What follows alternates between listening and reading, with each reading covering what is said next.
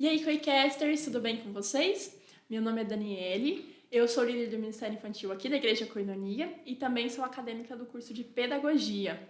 Hoje nós vamos falar sobre um tema muito importante, que é o autismo.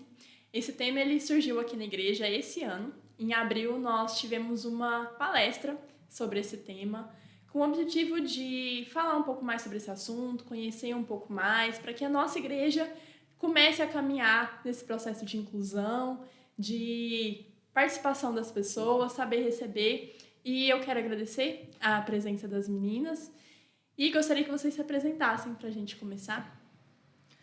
Oi, pessoal, tudo bem? Oi, meninas. Meu nome é Amanda. Eu congrego aqui também na Igreja Coinonia e eu sou psicóloga clínica, sou também professora de música para crianças e adolescentes no projeto Criar e Tocar, um projeto aqui da cidade. E hoje eu vim tentar contribuir de alguma forma com esse tema tão importante, né? Trazendo um pouquinho da visão da psicologia sobre o autismo. Olá, pessoal, tudo bem? Olá, meninas. Meu nome é Daniele, também sou membro aqui da igreja.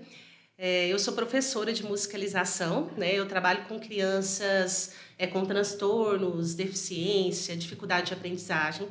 Sou formada em pedagogia, tenho psicopedagogia e estou concluindo o curso de licenciatura de música, que é minha grande paixão, né? Unindo a música e a inclusão.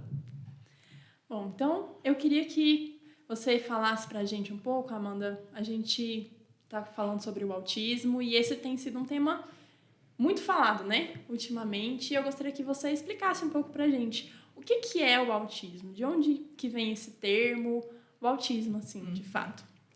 Então, o termo autismo mesmo, estava lendo um pouquinho sobre essa questão histórica, né, de onde veio esse conceito, né, o nome autismo.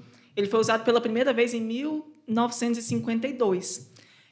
Mas, ao longo do tempo, né, com os estudos, com as observações, esse termo foi se modificando e hoje a gente conhece o TEA, que é o transtorno do espectro autista.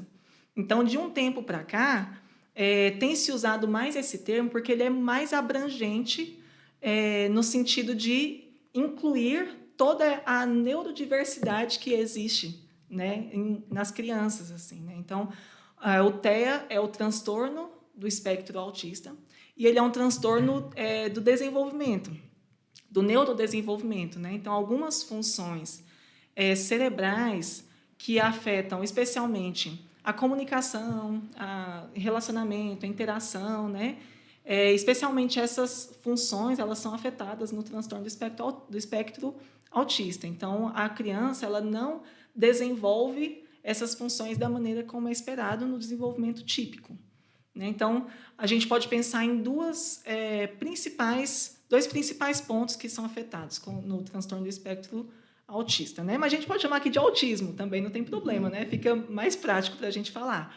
Então, as principais áreas é a de comunicação social, que é a que envolve essa interação da comunicação verbal, né? Tanto com o uso das palavras, tanto da comunicação não verbal também, gestual, de expressão.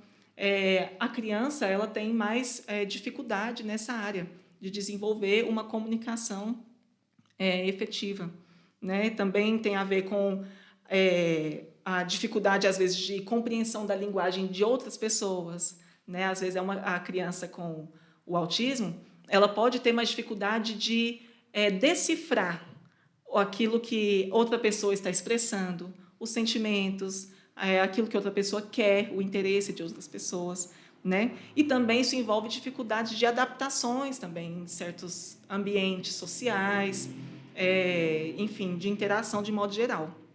E também a outra área é a questão dos interesses restritos e estereotipados, né? Às vezes é uma criança que ela pode ter interesses muito restritos e não tão amplos, né? Por exemplo, uma brincadeira, às vezes uma coisa que ela gosta de comer, que ela gosta de vestir,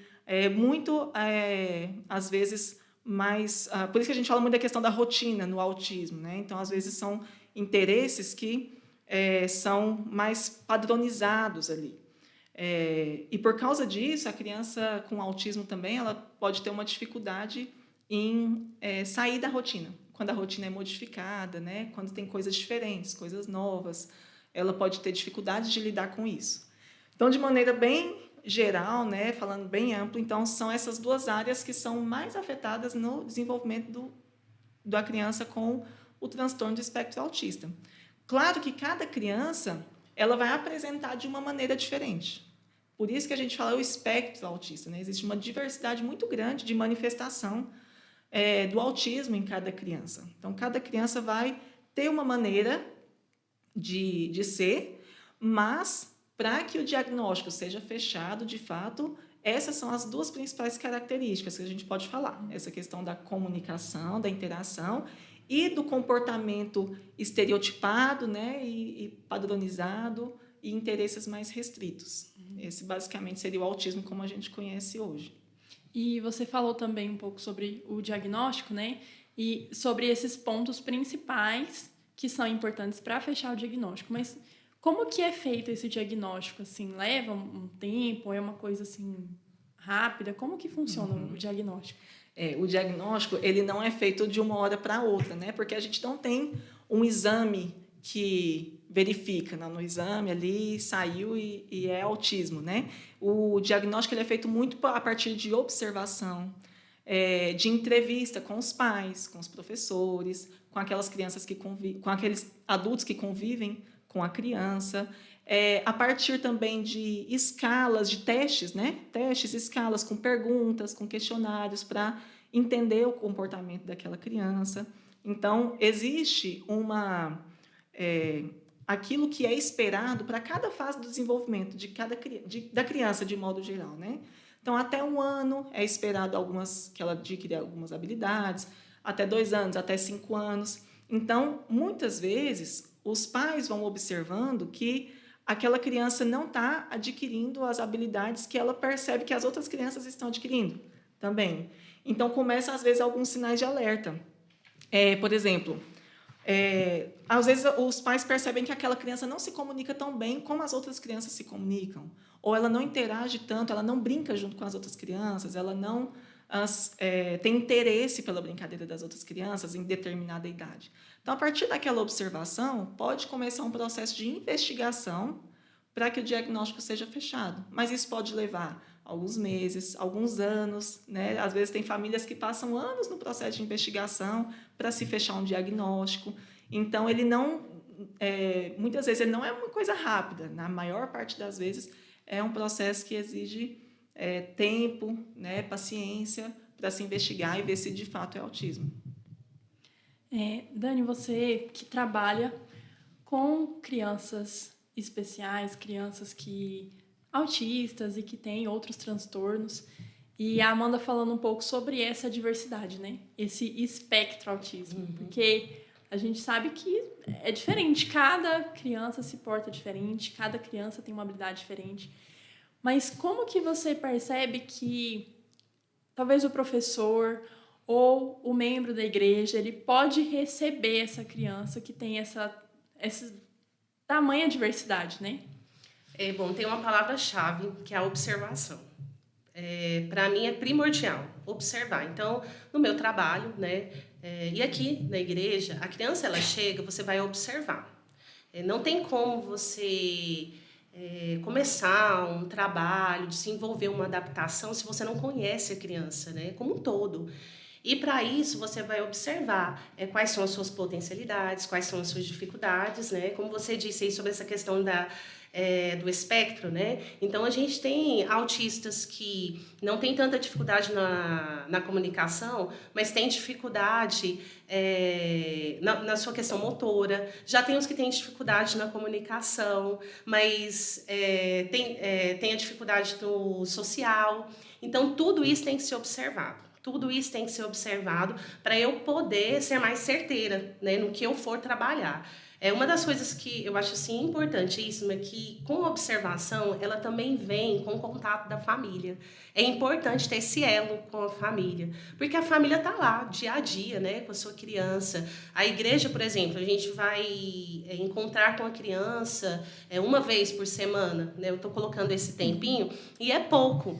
Então, se a família está ali junto, ela vai dar dicas, vai falar o que a criança gosta, o que a criança não gosta, e aí é tudo interligado. E aí você vai, né, buscando essas características da criança e junto com isso também você vai buscando aprender, buscando materiais onde você pode estar adaptando e trabalhando com a criança.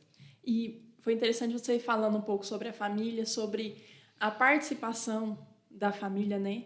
E você que lida com várias famílias, várias crianças, como que você percebe, assim, que a família tem recebido talvez o diagnóstico, uma coisa nesse sentido? As pessoas, elas sabem como lidar com isso? Às vezes a própria família, né? Olha, por mais que o autismo esteja em alta esse tema, sempre vai ser difícil. Nunca vai ser fácil para uma família receber um diagnóstico, né? Qualquer diagnóstico que seja é difícil, né, para a família. A Amanda até pode falar mais sobre isso, sobre a questão do luto, né? Que existe, a gente usa até essa palavra, né? Que quando a família ela recebe, né, um diagnóstico, ela muitas vezes chora, se fecha, porque não é fácil, e depois a gente fala assim, depois vamos correr para poder estimular e trabalhar com essa criança. Nós dizemos que é o luto do filho idealizado, ou o luto do filho perfeito, né? Porque toda família, todo pai, toda mãe idealiza um filho, né? Quando ele está ali naquele processo, às vezes a mulher nem está grávida, mas já imagina, nossa, quando eu tiver um filho, como ele vai ser. E aí a mulher às vezes engravida, né? Começa um processo de idealização que é natural. Com o diagnóstico, é claro que cada família tem uma forma de lidar com isso, mas é como a Dani falou, nunca é fácil. E existe um processo para que aquilo ali seja trabalhado, né, no coração dos pais, né? Para uns pode ser mais difícil, para uns a fase de negação pode durar mais tempo, né? Não, eu acho que não é isso, deve ser alguma outra coisa. Não, meu filho não tem. Às vezes a gente vive ainda num mundo onde existe muito preconceito, né? Então, às vezes parte até um pouco disso também, né? Não, meu filho não pode, né, ter isso, meu filho não, né? Meu filho ele tem que ser perfeito, né? E por isso que é tão difícil. Existe esse luto mesmo que precisa ser elaborado, que precisa ser vivido. E como eu falei, para uns pode ser mais rápido, para outros pode ser mais demorado, mas todos eles precisam ser respeitados, né, esse tempo.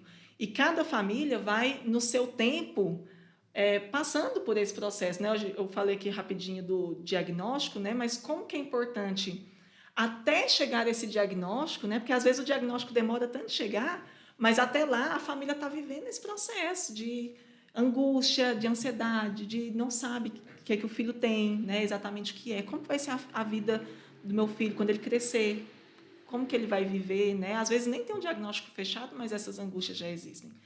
Então, eu fico pensando como é importante nós falarmos sobre esse assunto para a gente poder acolher essas famílias nessas angústias, nessas ansiedades, sem nenhum julgamento. Cada família sabe o que vive, né? Então, a Dani falou isso que é muito importante, né? Da gente olhar para a família, que muitas vezes está passando por esse processo que não é fácil, né? Mas que é importante, essa família precisa receber um apoio, né? Essa questão de diagnóstico que demora, uma das coisas que a gente sempre conversa com as famílias é que, por mais que não tenha um diagnóstico fechado, é importante já colocar a criança para estimulações, sabe? Para terapias, porque isso vai ajudar no desenvolvimento da criança. Quanto mais tarde eu vou estimular a criança, mais tarde vai ser o seu desenvolvimento, né? Então, é importante também ter essa conversa com a mãe, né? Com o pai, com a família, para a gente alinhar, né? esses essas estimulações, né, que existem vários profissionais, né, preparados para isso. Nós temos até um psicólogo, né, a musicoterapia, a musicalização, fonoaudiologia, né, as fonos, tudo isso, né, vai fazer com que a gente estimule essa criança quanto mais cedo, melhor. Eu acho que só ainda uma coisa muito importante sobre esse tema é que tem uma dúvida muito grande das pessoas sobre quem que fecha esse diagnóstico, né? Às vezes, por exemplo, eu na psicologia, às vezes as pessoas perguntam, né? Eu acho que meu filho tem alguma coisa, tem algum transtorno. Você pode acompanhar, o psicólogo ele pode acompanhar a criança, ele pode fazer as observações, pode observar, mas quem fecha o diagnóstico é só o médico, no caso, o psiquiatra ou o neuropediatra, né? O psiquiatra infantil, né? Então, são os profissionais que estão habilitados para fechar esse diagnóstico. Os outros profissionais, eles podem trabalhar em parceria nesse processo de diagnóstico. Então, às vezes a família está com a suspeita do autismo e fala assim, para onde que eu vou? Onde que eu vou primeiro? Eu vou no psicólogo? Eu vou no pediatra? Onde que eu vou primeiro? Então, é importante você conversar com o pediatra que já acompanha seu filho e ele vai poder já falar se ele tem já observações que ele já pode fazer ou que é um caso que é o mais indicado, né, é que essa criança possa passar por uma avaliação psicológica ou por outros profissionais também, né, que podem acompanhar a criança, o terapeuta ocupacional, o fonoaudiólogo pode fazer uma avaliação também, até um acompanhamento, e todos eles trabalhando em parceria nesse processo de diagnóstico e suspeita, né, do autismo ou outro transtorno que possa ter. Mas o diagnóstico mesmo ele é fechado pelo médico, psiquiatra ou neurologista.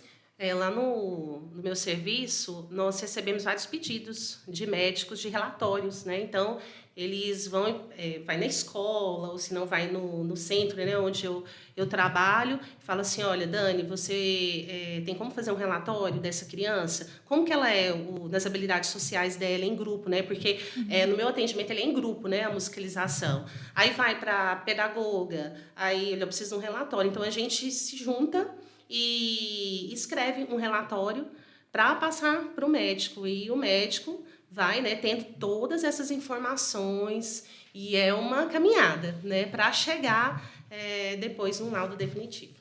Esse momento diagnóstico ele é realmente muito complexo, né? São várias investigações e isso demanda um tempo. E realmente a família ela fica angustiada, né?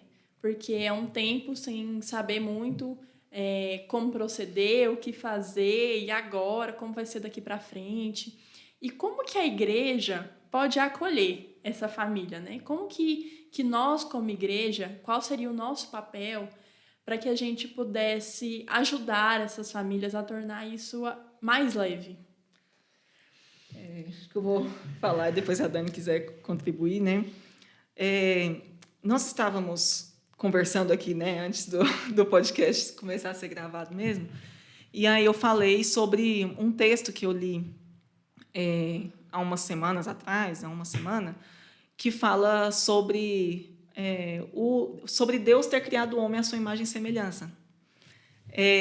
E aí ali falava como que qualquer tipo de ação que diminua, que desvaloriza, que inferioriza qualquer pessoa, isso é um pecado, isso é uma ofensa contra o próprio Deus, né? Se eu não olho para o meu irmão e vejo nele a imagem e semelhança de Deus, e vejo ele uma pessoa, uma criatura feita por Deus, né? Que é amada por Deus, que Deus tem um propósito na vida dela, se não é esse o olhar que eu tenho, então nós precisamos repensar o nosso lugar como cristãos, né? Como pessoas que estão aqui vindo na igreja todo domingo e a gente está ali entregando a nossa adoração para Deus, mas chega alguém que é diferente, chega uma família que eu olho e penso, nossa, eu não me identifico, né, com esse perfil, eu não me identifico com a pessoa desse jeito, né? Isso a gente pode ampliar para todo tipo de preconceito, né? Então, sempre que eu olho para uma pessoa, para uma criança, quem quer que seja, e eu não olho com um olhar de respeito, de amor, né? Como o próprio Jesus nos olha, como Deus nos olha, nisso aí eu estou pecando, porque o outro é a imagem e semelhança de Deus. Então, quando você fala assim de nós como igreja, eu acho que isso é muito importante e é muito forte. É nosso dever como pessoas e como cristãos, muito mais, sermos acolhedores com qualquer pessoa que chegue, e, inclusive, com as pessoas que, ao nosso olhar, são as pessoas diferentes. Né? Uma criança que ela se comporta de maneira diferente, uma pessoa que vem de uma realidade diferente, os pais que lidam com os filhos de maneira diferente da maneira como eu lido com os meus filhos. Então, eu acho que a Bíblia nos coloca nesse lugar. Nós somos todos criados por Deus, a imagem e semelhança dele, e Deus, ele nos ama para que nós possamos também amar e acolher o nosso próximo, né? E a família que recebe. Então, acho que o mínimo é isso, né? O mínimo que nós precisamos fazer, que nós precisamos buscar a cada dia, porque isso não é algo que é natural em nós, né? A nossa tendência é o julgamento, é o olhar torto, né? Mas, meu Deus, como precisamos buscar a Deus e pedir que Ele derrame a graça dele sobre nós para que nós possamos estender isso para as outras pessoas, para quem chega, para que a gente tenha esse olhar, esse coração que acolhe mesmo, né? Essa família, essa criança. Eu acho incrível como os ensinamentos de Jesus são atemporais, né? E Jesus sempre acolhia, né? Incluía.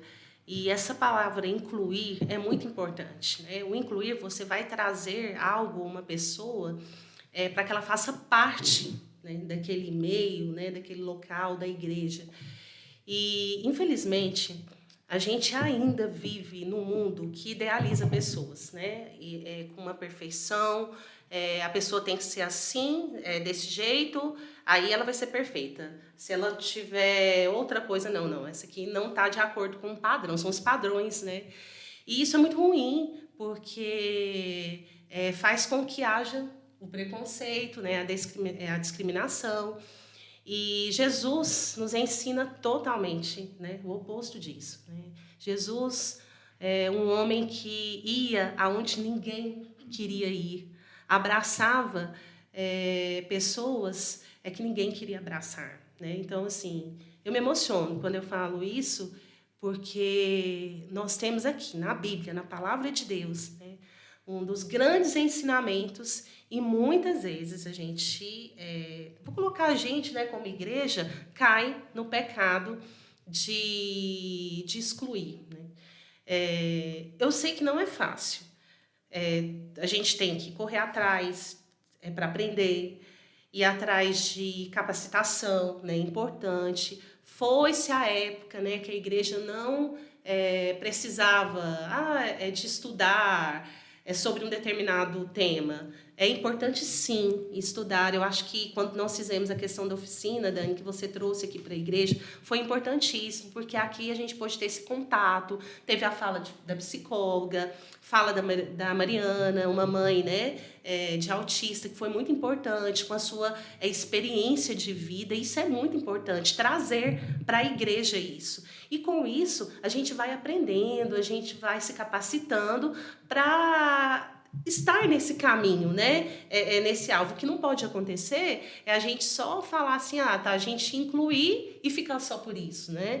A gente realmente tem que ter esse fazer mesmo. Não, eu vou, estou estudando, estou me capacitando, a igreja trago esses temas, mas nós vamos agora praticar, né? Nós vamos fazer isso para que dê certo mesmo. Na verdade, precisa dar certo, né? A gente já está no momento que a tendência, a gente já sabe de números, é o crescimento de crianças com autismo e também de outros transtornos. Uhum. E a gente precisa, a igreja é o local que precisa estar preparado. Para mim, é um dos locais assim, mais importantes para estar preparados, porque nós temos um grande mestre, que é Jesus, que nos ensina há tempos atrás que o incluir, né, é importante, que não pode ter discriminação, preconceito. Ele está aberto para todos. E você falou, Dani, sobre a questão do se capacitar, né, se preparar. Porque não...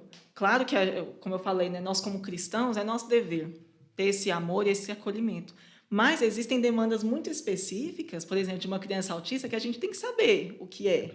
Né? No dia da palestra foi tão legal, porque a gente teve muito tempo para expor sobre isso, assim, com detalhes, quais as características, quais as necessidades específicas de uma criança que tem o transtorno do espectro autista.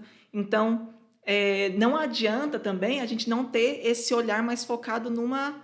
a compreensão teórica, vamos dizer assim, do que é, para a gente pensar quais as práticas possíveis de inclusão, realmente. Né? E o que a gente estava falando aqui também, antes, é que o que a gente está fazendo aqui hoje, na verdade, é uma sementinha que a gente está plantando. A gente está nesse campo ainda da reflexão, de entender, de buscar compreender, para pensar assim, como que eu posso contribuir com, por exemplo... com as crianças aqui que nós temos aqui na igreja, né? Imagino que pessoas de outras igrejas que estejam ouvindo esse podcast pode estar vindo aí vários nomes na cabeça, né? De crianças que já têm diagnóstico fechado ou crianças que estão no processo de investigação. E a Dani falou sobre a questão do aumento do número de diagnósticos, né? Que nós temos tido. E aí um dado recente que saiu agora no mês de abril desse ano, de uma pesquisa feita nos Estados Unidos, é que o índice, a prevalência do diagnóstico de autismo hoje, ele é de 1 a cada 36 crianças. Eu até pensei assim, nossa, é 1 por sala de aula, né? Mais ou menos 36, assim, a quantidade de alunos dentro de uma sala de aula. Então, não dá para a gente não estar atento nesse tema, né? Mas, para a gente, de fato, estar trabalhando e colocando na nossa vida prática ações que realmente incluam, é uma caminhada que a gente está construindo, né? A gente está começando a construir essa caminhada e a gente quer mesmo se dispor a contribuir nesse sentido. Você falando, Amanda, sobre a questão da gente conhecer mais, né, sobre o tema, teve um dia que uma pessoa chegou para mim e falou assim, não, você sabe aquela criança? Aquela criança, acho que não tem autismo, ela não tem características de autismo. Porque o que acontece? Tem alguns casos de autismo que você consegue já ver. Você olha para a criança e fala, nossa, ela tem as características assim, né, bem assim fortes para levar, né, para esse diagnóstico. Não que a gente está dando diagnóstico, mas você consegue perceber, principalmente quando você trabalha muito, né, com isso.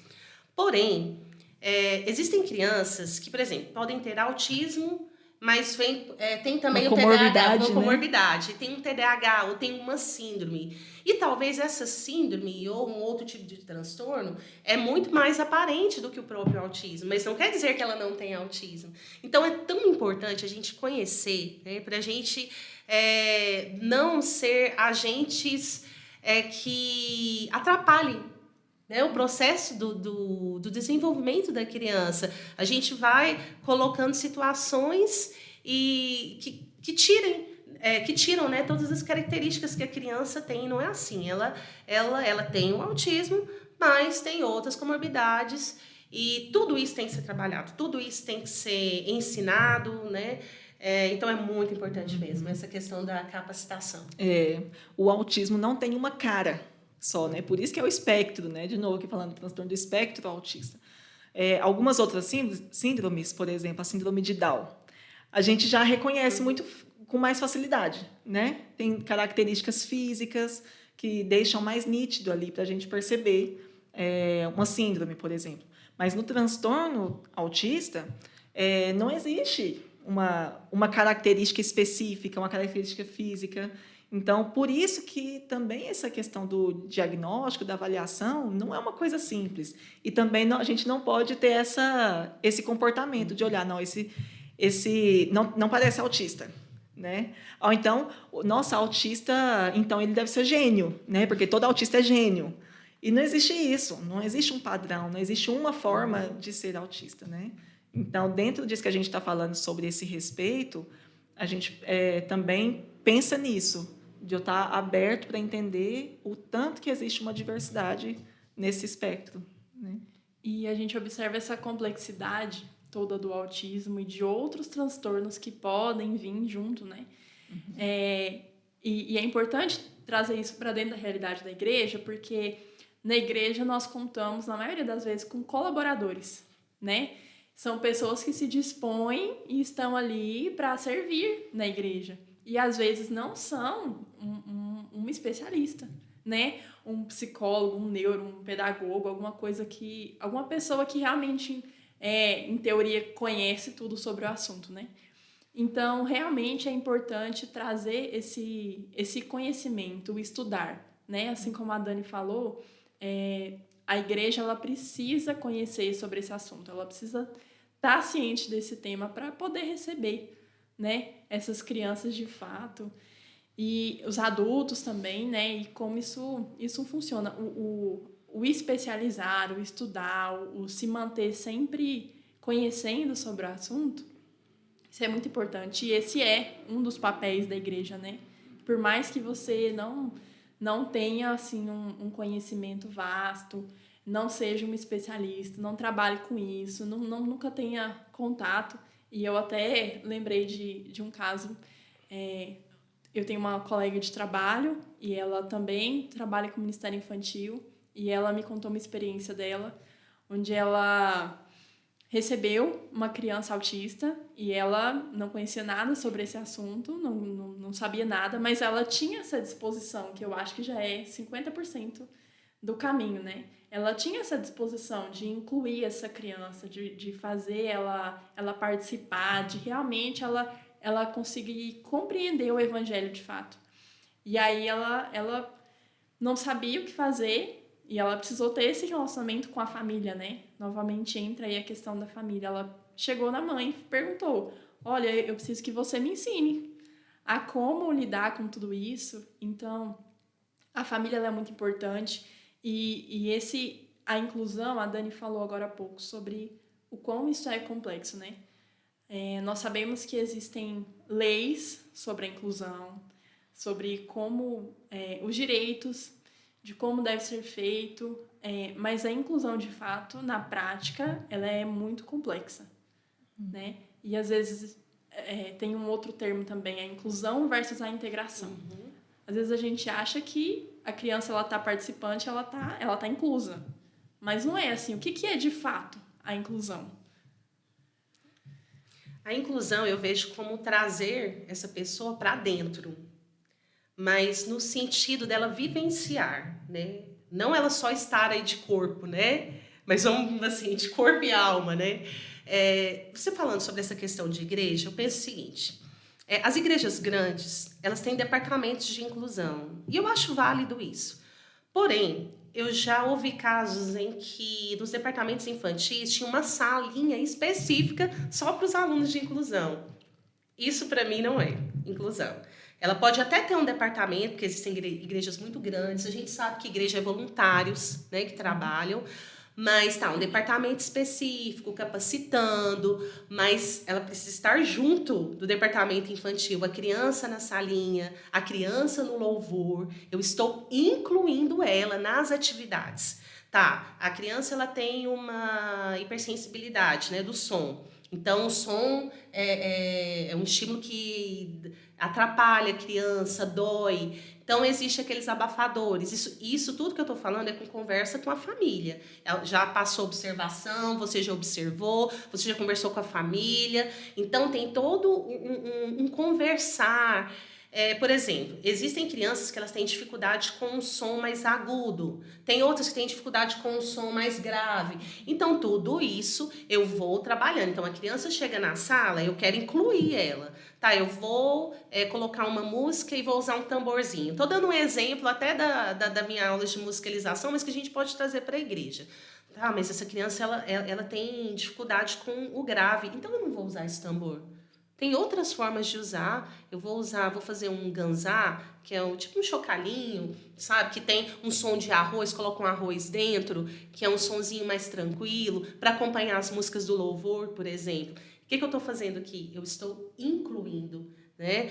Não, a criança não gosta de tambor, mas eu vou usar o tambor. Então, tira a criança da sala. Isso não é inclusão. Eu penso também dessa forma, assim, né? Eu preciso conhecer as particularidades daquela criança, e como a gente já falou aqui várias vezes, como é um transtorno muito diverso, Cada criança, às vezes, tem particularidades específicas. Algumas crianças têm essa hipersensibilidade, outras são hipossensíveis.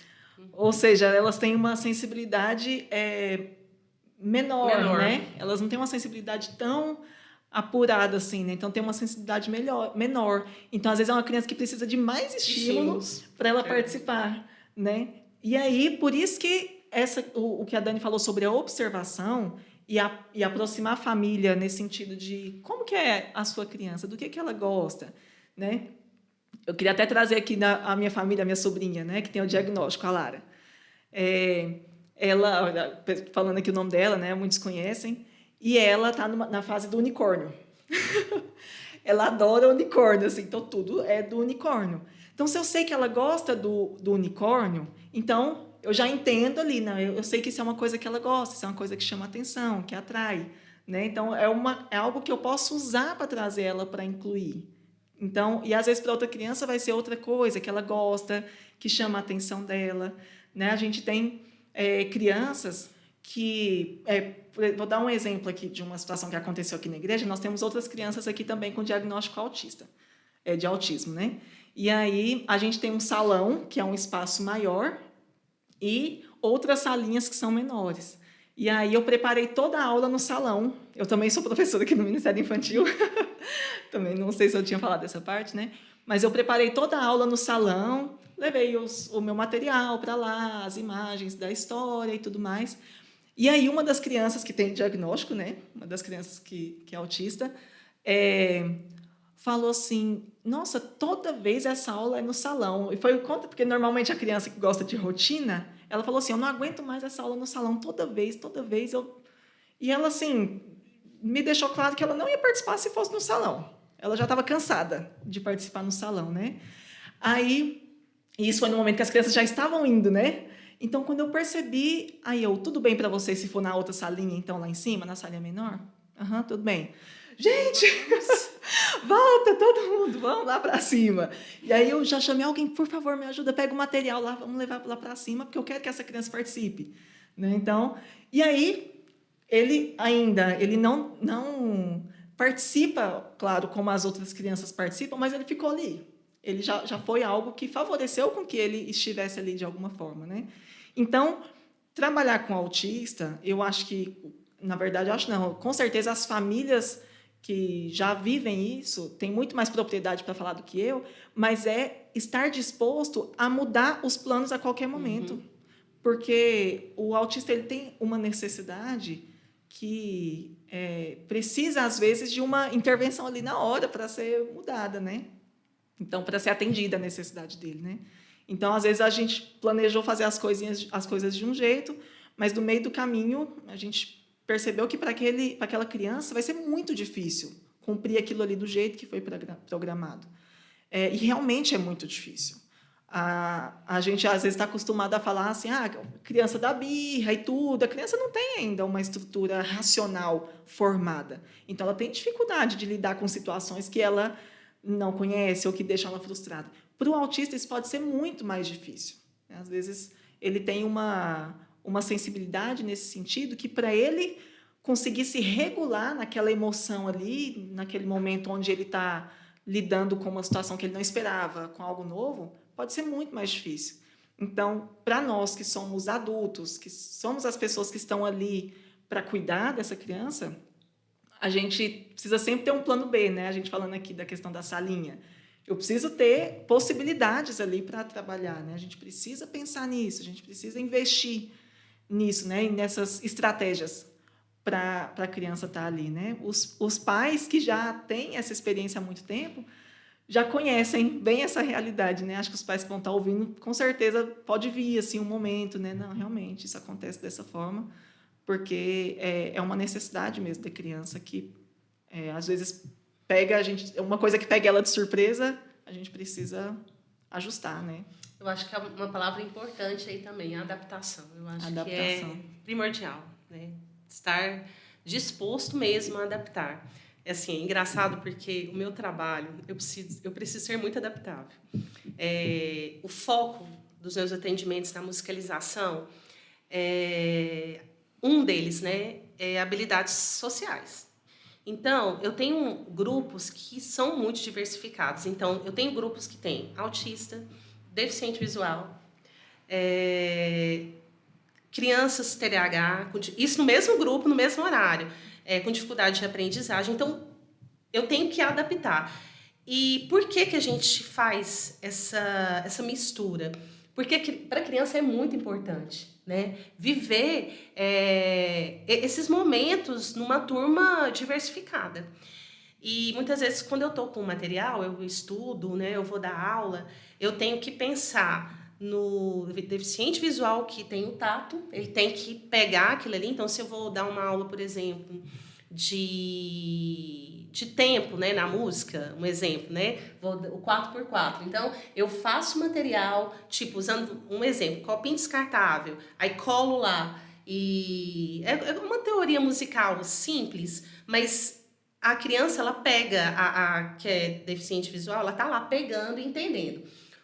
Aí eu já tenho um autista na mesma aula que ele tá vendo, né, muitos não gostam de pegar, mas aí para o autista é importante ver, né? Essa questão da ilustração é importante. Então, eu tenho que adaptar o tempo todo. Então, já aconteceu de eu ter um material que não está muito adaptável e, na hora, eu ter que, mesmo estudando, mesmo me capacitando, eu ter essas questões de, na hora, eu ter que adaptar. E, no início, para mim, foi muito difícil, eu confesso, porque eu sempre fui muito assim, não, eu vou fazer isso, tudo organizado. E eu tive que aprender essa questão de ter, Amanda, como você disse, o plano B, né? E é muito importante, é bom, sabe? Aí você vai me perguntar assim, nossa, mas como ter esse plano B? Voltamos de novo na capacitação. Quanto mais você estuda, quanto mais você se prepara, você aumenta o seu repertório. Acho que seria isso, você aumenta, né, o seu conteúdo e aí você vai fazendo com mais naturalidade, não vai sendo tão sofrido essa adaptação. No início, acaba sendo um pouco, até você entrar no ritmo. Depois que você entra no ritmo, vai ficando mais natural e fácil e até gostoso de fazer. Essas adaptações, elas começam a ser prazerosas. E eu acho que contribui também a questão da observação que você citou no começo, né? Quanto mais a gente conhece aquela criança, mais a gente sabe o que ela gosta, o que ela não gosta, o que dá certo, o que não dá certo, né? Então, a observação, a interação com essa criança, às vezes até no Ministério Infantil, igual a gente está falando, sair daquela interação só da sala de aula, mas conhecer aquela criança embaixo, na igreja, como que ela é no culto adulto mesmo, como que ela se comporta, e o diálogo com a família, né? Que ajuda muito a trazer esse conhecimento sobre aquela criança, sobre aquela pessoa, o indivíduo em si, do que ele gosta, o que ele não gosta, o que dá certo, o que não dá certo, porque a família convive Sim. com essa pessoa todos os dias. E a gente convive só nos domingos, né? O que é muito pouco. Desculpa, só rapidinho, porque sobre isso eu fiquei pensando aqui. Na nossa igreja, que não é uma igreja grande, mas a gente tem, por exemplo, crianças autistas com diagnóstico. Uma que gosta muito de dançar, de cantar, de pular, que no louvor se empolga e gosta de correr. E outra criança com o mesmo diagnóstico que gosta do silêncio, da calmaria, não é voltada para essa coisa de ser muito animada, é uma criança que gosta de ficar sentado, para ela ficar em pé na hora do louvor. Você precisa fazer uma coisa para tentar convencer, e você não vai convencer, porque é o jeito dela, ela quer ficar ali sentadinha, né? Então, é isso, né? Cada criança... Eu acho interessante vocês falando sobre a questão de dançar e tudo. Eu também, né, tenho minha prima que é autista, todo mundo conhece, a Kedma. Ela é daqui da igreja, ela já é adulta, né? Já tem 40 anos. E é interessante porque quando a igreja ela se prepara, tudo fica mais natural, sabe? Não fica aquela coisa imposta. E a Kedma... vocês sabem que ela tem a mania de quando o pastor está falando, ela interrompe de vez em quando, né? Com algumas falas. Só que é tão natural para a koinonia que a gente não fica assim, nossa, olhando. Eu, particularmente, como prima, né, não vejo. É natural, a Kedma faz parte da igreja. Foi uma construção, né? Claro que a Kedma está aqui já há muito tempo, então a gente pôde conhecer, todo mundo conhece a nossa família, conhece os pais. Não foi de um dia para o outro. Foi uma construção. E é uma das coisas que eu queria até falar aqui sobre o nosso problema da gente ser imediatista, a gente quer resultados na hora, né? Então, muitas vezes a criança chega, a gente vai falar, nossa, para a criança A, ela já aprendeu sobre a historinha de Moisés, e a criança B, e a criança C, a criança, né, que tem um autismo, ainda não, estou preocupada, eu não consegui ter uma interação. E às vezes não, sempre não é de um dia para o outro, né? Eu tenho casos de alunos meus, específico uma aluna minha, que eu tô com um processo ainda de conhecimento, de interação entre eu e ela. Ela ainda não falou na minha sala, ela fala, né? Ela é verbal, porém eu ainda não consegui ouvir a voz dela. E eu tô tentando ainda me achegar, né, a ela, passar essa confiança, porque ela precisa ter também, né, confiança em mim, conversando com a família e fazendo as atividades que eu preciso fazer com ela. No primeiro dia foi frustrante para mim, foi muito frustrante, eu não consegui nada, né, não consegui desenvolver um trabalho, foi na outra semana, e passou um mês, e passou, Deus, ela não vai falar, e ela continua ainda não falando na minha sala. Mas é um processo, né? Aí vamos voltar agora nas férias, vou novamente tentar outras, né, situações para poder chegar, né, a ela. Então, assim, gente, não é de um dia para o outro. É uma coisa que eu tenho aprendido. É outra coisa que também para mim era muito difícil, que eu queria que tudo acontecesse, sabe, na hora, naquele tempo. E aí eu vi que não é assim, que é com o tempo mesmo. E a igreja também é assim, nós não somos diferentes, né? A igreja é com o tempo, é conhecendo. Acho que tudo que a gente falou aqui, né, é a gente realmente, vamos se capacitar, vamos observar, vamos estar com família.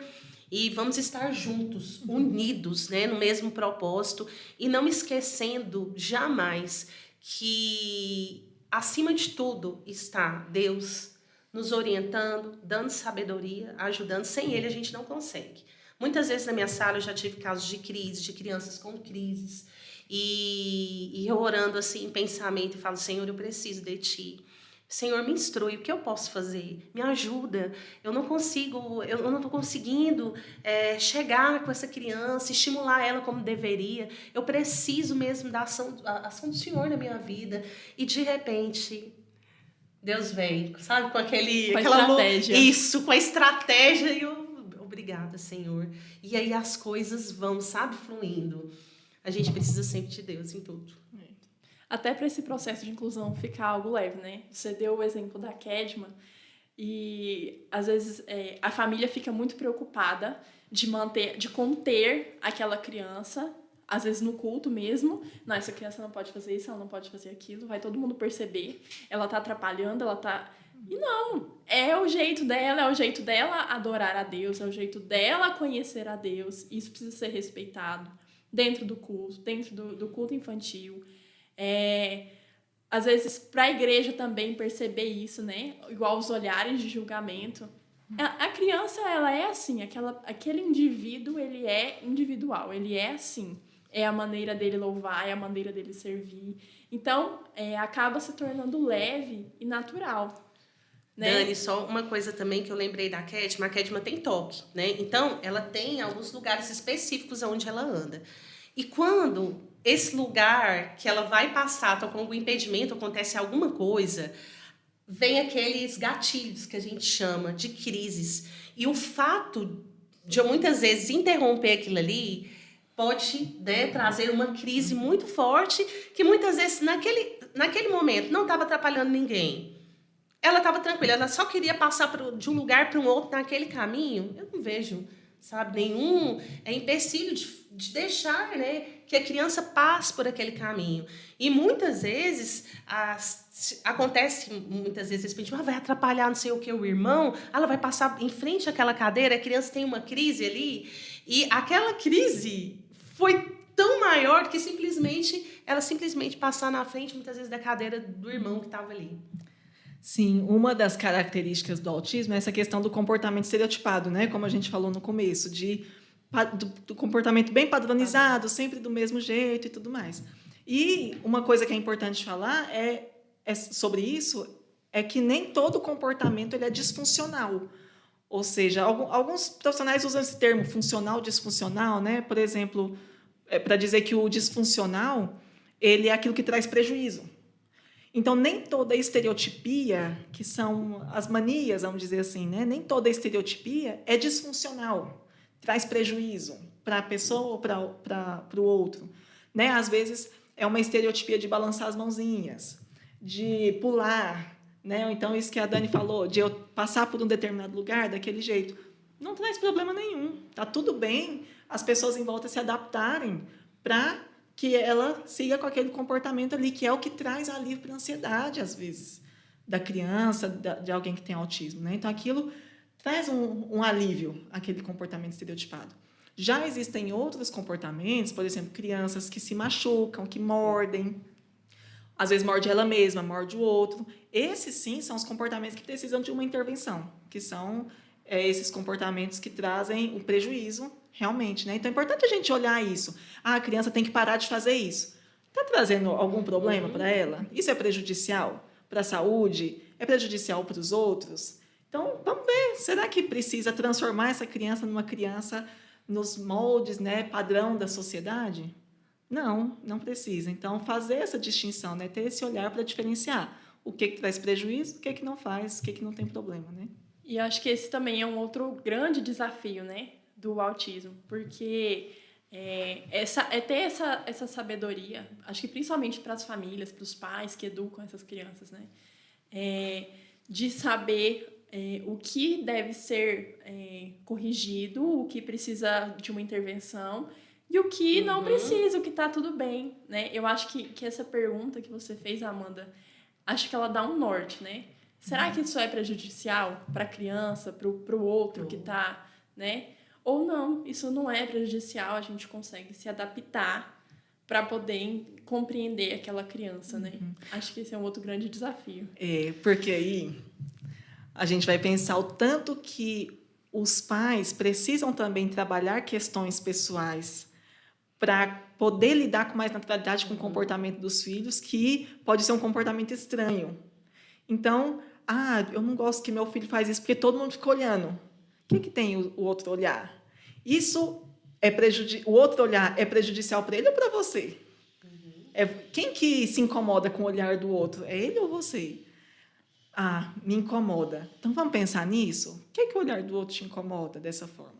Aí eu lembro de um estágio que eu fiz quando eu estava na faculdade, lá na APAE, que era... Quando eu fui fazer esse estágio na APAE, eu estava super ansiosa para estar ali com as crianças, né?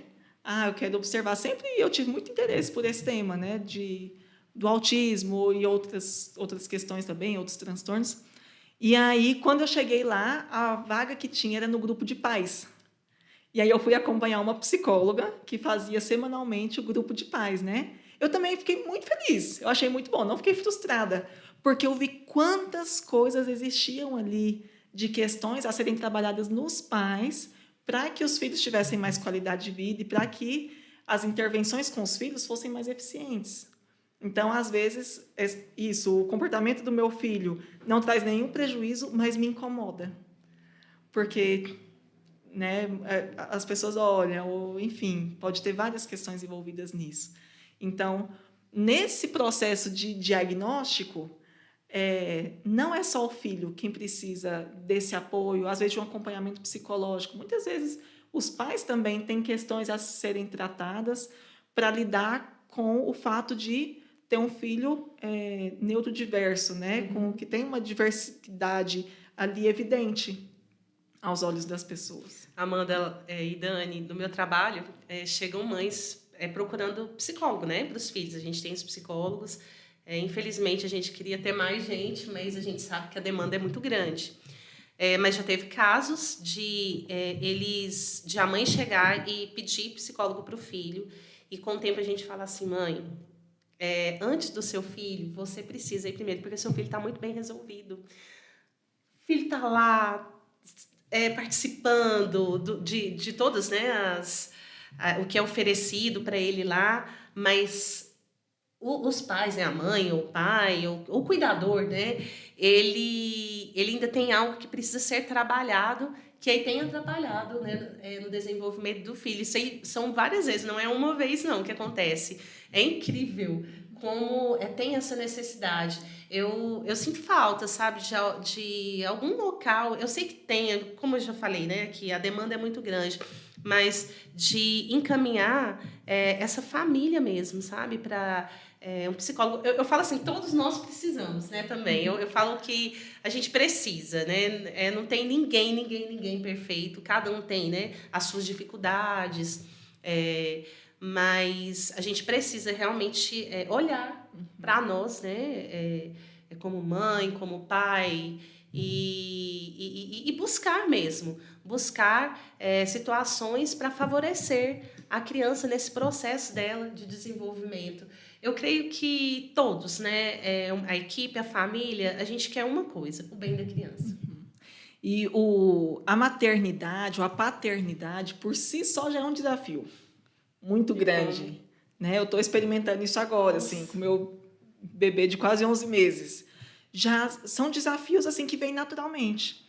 Para a família que recebe o diagnóstico, são muitos outros desafios. Então, por isso que é tão importante esse apoio, né? Muitas vezes profissional também.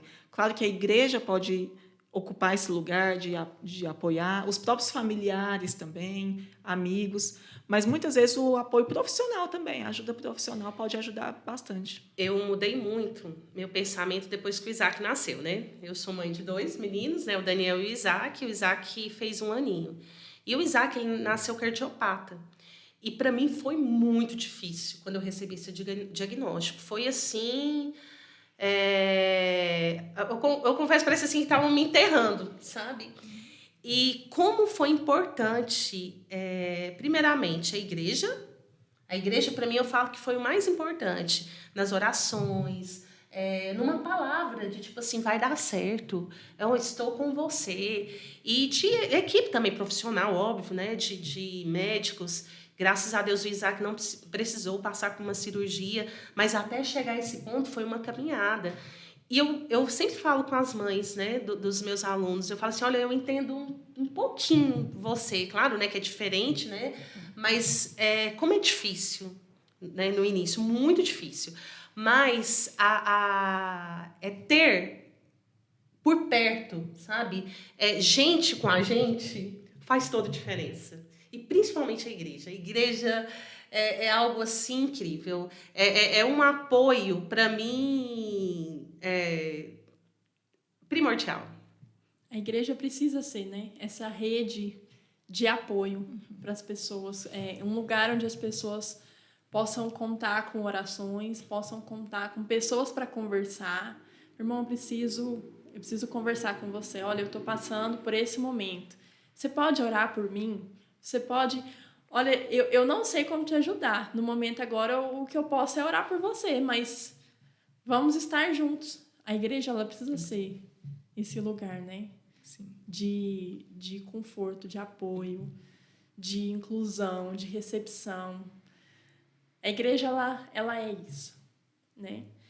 Bom, para nós finalizarmos, eu gostaria que cada uma deixasse uma frase, um pensamento para as pessoas que estão nos ouvindo. Então, posso primeiro? Hoje nós falamos muito aqui nessa conversa sobre, não só sobre o autista em si, como indivíduo, como uma pessoa, mas como a família, né? O sistema familiar que envolve. E aí a gente falou um pouquinho sobre como pode ser esse primeiro momento de ser difícil, do impacto, do diagnóstico e de toda a caminhada que vem depois disso também, né? Porque o diagnóstico, a gente fala assim, que fecha o diagnóstico, mas abre um caminho de muitos desafios, de muitas lutas, de dificuldades, mas também de muitas conquistas, de muita celebração, né? Com cada habilidade adquirida, cada desenvolvimento, né? E aí eu fiquei pensando assim sobre esse tema ontem lá em casa, e aí imaginando assim que nós passamos muitas angústias muitas vezes com algumas preocupações que nós vivemos, né? E às vezes esse diagnóstico para a família pode gerar muita angústia e muita ansiedade. E aí eu pensei lembrei, né? Me veio à mente o texto de Filipenses. Aí eu peguei aqui para ler direitinho Filipenses, capítulo 4, versículos 6 e 7, que é um texto que eu deixo para todos aqueles que estão vivendo, tanto nesse processo de suspeita, está começando a suspeitar, será que meu filho tem alguma coisa, parece que é diferente, isso, aquilo, tanto já no processo de investigação, e as famílias que já têm um diagnóstico fechado, mas que continuam nessa caminhada constante que, como eu falei, vem a ansiedade, vem a preocupação, como que vai ser e tudo mais. E aqui em Filipenses 4, versículo 6, fala: não andeis ansiosos por coisa alguma. Em tudo, porém, sejam conhecidas diante de Deus as vossas petições, pela oração e pela súplica, com ações de graças. Versículo 7 fala: e a paz de Deus, e o pastor Ismael gosta muito de falar, né, o então, né, nesse versículo aqui. Então, a paz de Deus, que excede todo entendimento, guardará o vosso coração e a vossa mente em Cristo Jesus. Eu não sei o que você pode estar passando, você que é mãe, pai, né, de uma criança com diagnóstico, seja ele de autismo ou qualquer outra questão que possa ter vindo. Mas eu sei, porque a Bíblia fala, que a paz de Deus pode guardar o seu coração e a sua mente da forma mais plena, mais maravilhosa, quando você coloca tudo isso diante de Deus, quando você coloca aos pés de Jesus as suas ansiedades, as suas preocupações, as suas angústias sobre o futuro, sobre como que vai ser e agora. Mas a recomendação de Paulo é essa, né? Para a gente não andar ansioso. Deus está conosco. Foi Deus quem nos fez. Foi Deus que fez o seu filho. Ele te escolheu para ser mamãe, para ser papai dele. Ele escolheu ele para ser seu filho. E ele faz esse convite, né? Para que a gente entregue a ele cada ansiedade, cada preocupação, por menor que seja, qualquer coisinha. Coloque diante de Deus e ele pode trazer paz, trazer segurança, né? Ele, às vezes, aquela ideia do barco no mar, né? Às vezes pode vir a tempestade, mas ele está no barco junto com a gente. Então, isso nos traz paz. Acho que eu queria deixar isso.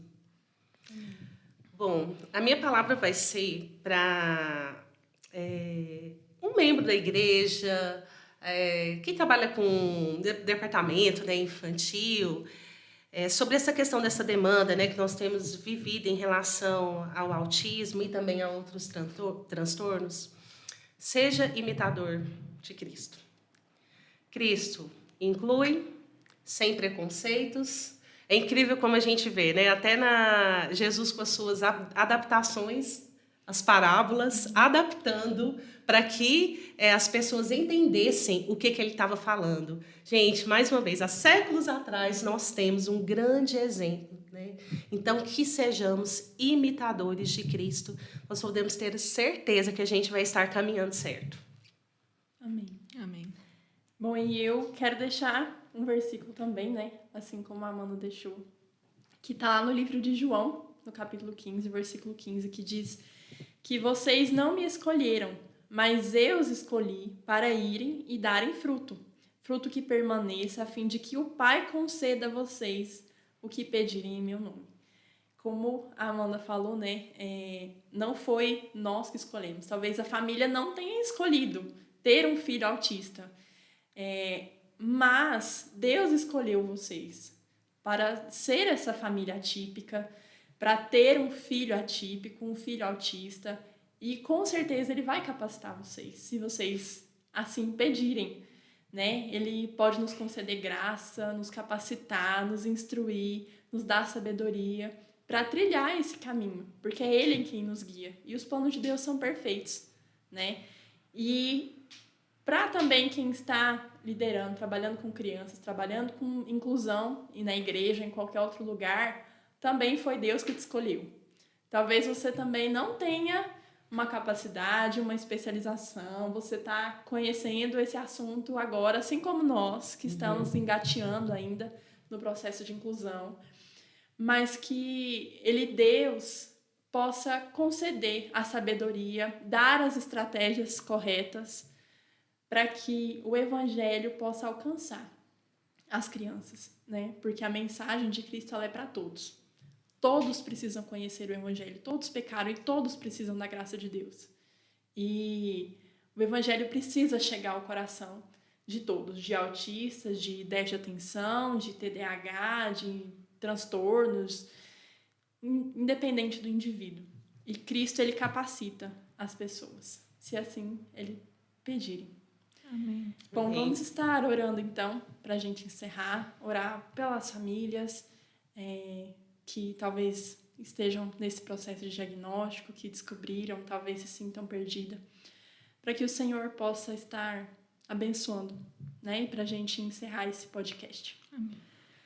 Senhor, nós queremos agradecer por esse momento que nós tivemos, esse podcast que foi tão abençoador para nós que participamos e com certeza para quem está ouvindo. Senhor, eu quero pedir para as famílias daquelas pessoas que estão em processo de investigação, que estão em processo de fechar diagnóstico, um momento de tantas incertezas, tantas dúvidas, de inseguranças, que o Senhor possa trazer paz ao coração de cada uma delas, que o Senhor possa mostrar para elas que o Senhor está no controle, que elas possam enxergar a graça do Senhor a cada dia, em cada momento. Que o Senhor também possa estar ajudando as igrejas, Senhor, a trazer a inclusão para dentro do templo, para dentro da igreja, que a inclusão seja uma realidade dentro das igrejas, não só da Igreja Koinonia, mas de todas as outras. Que as famílias possam se sentir acolhidas dentro da igreja, que o Evangelho possa chegar a todas essas pessoas. Muito obrigada, Senhor, por tudo que o Senhor tem feito por nós, por esse momento que nós tivemos. Em nome de Jesus nós pedimos. Amém. Amém. Então, até mais, pessoal. Não esqueçam de nos seguir, de estar compartilhando esse podcast com alguém que você conheça, uma família, alguém que você tenha lembrado, para que outras pessoas possam ser edificadas também. Nos siga nas nossas redes sociais e até o próximo Coicast. Tchau, tchau. Tchau!